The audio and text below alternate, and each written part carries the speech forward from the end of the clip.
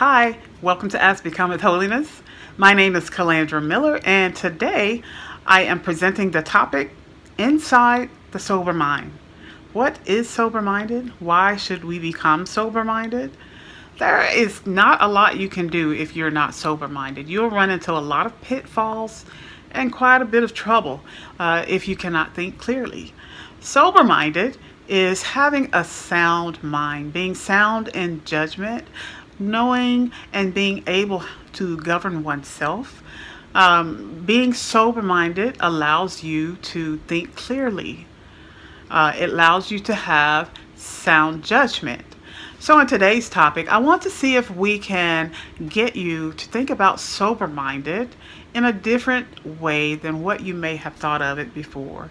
And before, you may have thought it was just, related to alcoholism or drug addiction or some type of addiction that one might have in this world.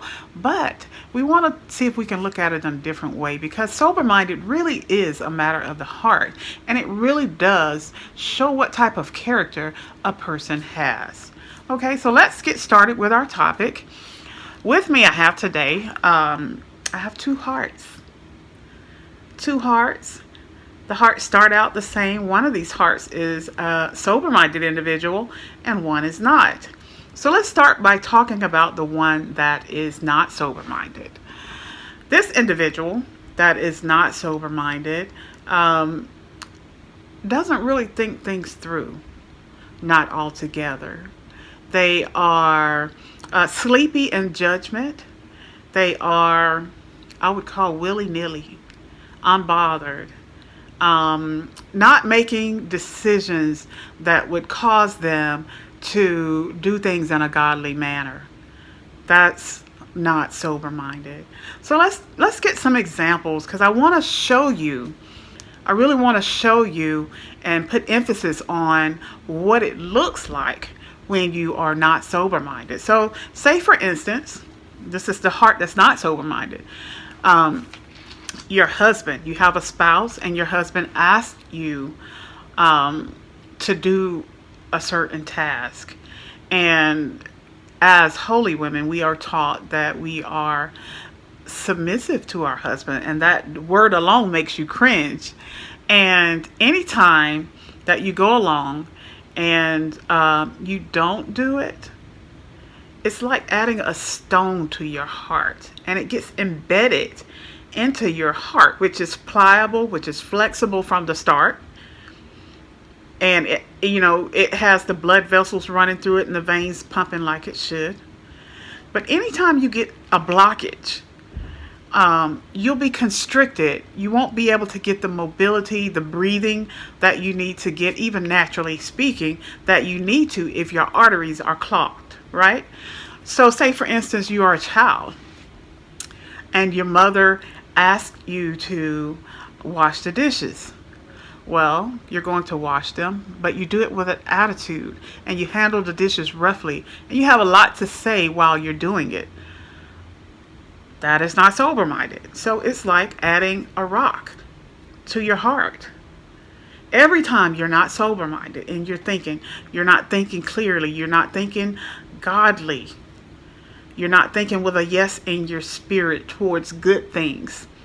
You're adding rocks, you're adding blockages to the person that you could become. You are blocking your potential, right?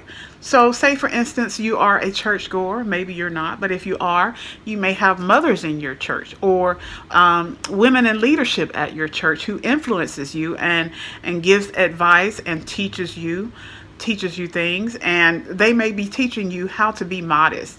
So, for example, how to wear your skirts at a modest length, how not to show too much cleavage, back or front cleavage, how to adorn yourself modestly, even in such a way that even any jewelry that you wear is modest and dainty, right? So when you go along and you don't heed this advice, and it's more than just advice, it's what we're supposed to be doing, what we're called to do. If you are to be called a holy woman and you don't do it, it's adding a rock to your heart. So if you're at a church and you have a pastor, and you have a good godly pastor too. He's a good pastor. he teaches from the Bible, and you can read it yourself. And you hear him and you don't take it in, that's adding a rock. And eventually, you have this heart with all these blockages in it. And this heart, it was malleable, but now it's not. I mean, you can't easily turn it into something else, if you can see this, without the blockages showing through.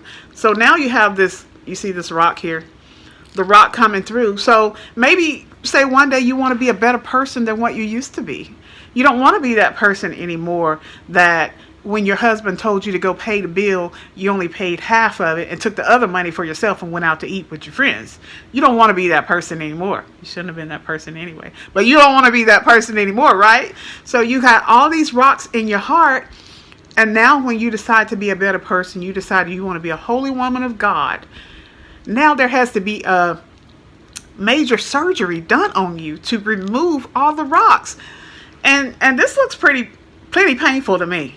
Looks pretty painful if you have a heart like this that is clogged, right? And even when I remove, or some person with wisdom, some psychologist, some counselor, some pastor, when they try to help you out and try to clear your mind and clear your way of thinking so that you can think a little better, you still have, when we pull out those rocks, there's still residue.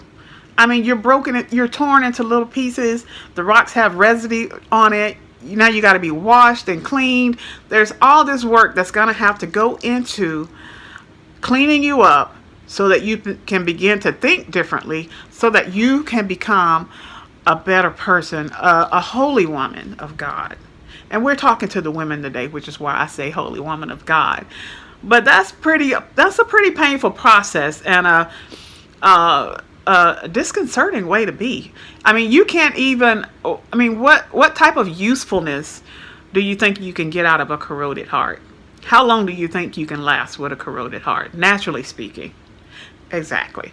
Right? So, say for instance, I have this beautiful heart here. Started out just like the one that's not sober-minded, except for this heart is sober.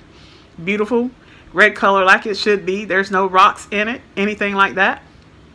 Okay?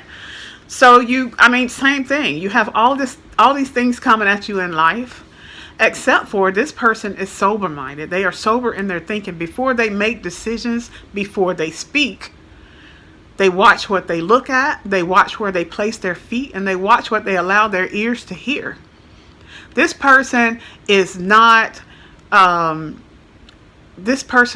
overwhelmed with what's going on in the world and how they're doing things. They are motivated purely by love, the love of God, and the wise instructions and biblical principles that He's given us to live by, to be a godly woman, to be a godly person. So that's what this person does.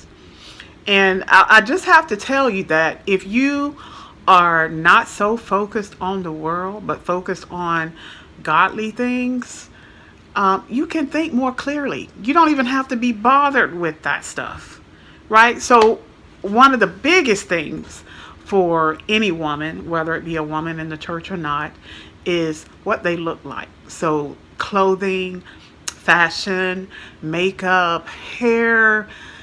I am just blown to bits how much the makeup costs and how much money the makeup industry makes. No matter when you start your makeup business, you will make money. Now, I don't want you to make money that way, because it's just not the right way to go if you're going to be a holy woman.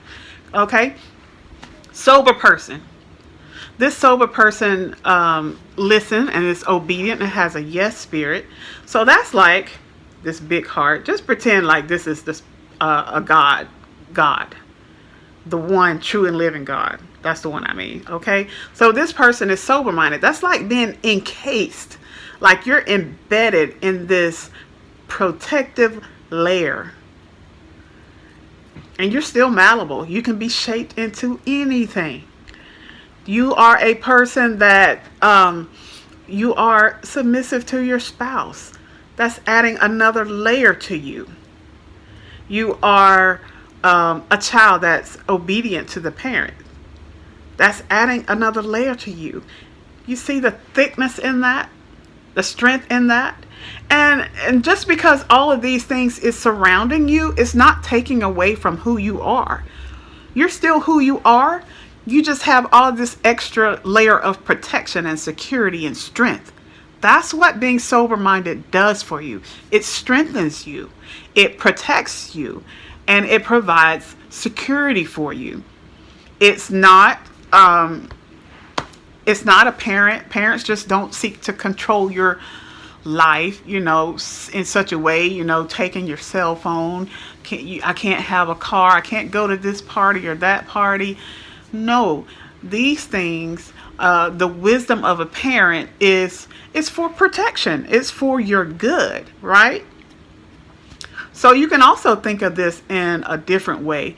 And this is like your mother's wisdom, your grandmother, your pastor's spirituality, all these good people and all these empowered influencers in your life. It's just all mixed up in there, just wrapped up in there, providing all of this good wisdom for you to live by.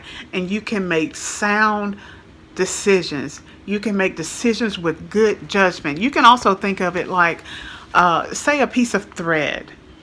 One little piece of thread is tiny and it can't withstand much, but when you begin to wrap many strands together, it provides a layer of, it provides protection, it provides strength.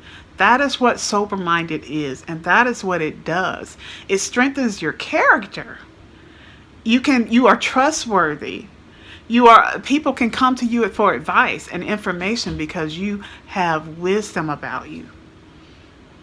Okay, so I hope you have enjoyed this brief video on sober-mindedness. I look forward to sharing more videos with you. Please like, subscribe, hit us in the comments. You can reach us at www.asbecomethholiness.com. You can email us at asbecomethholiness@gmail.com. And I would be happy to hear from you and explain anything that you did not understand in the video that you just saw. Thank you very much.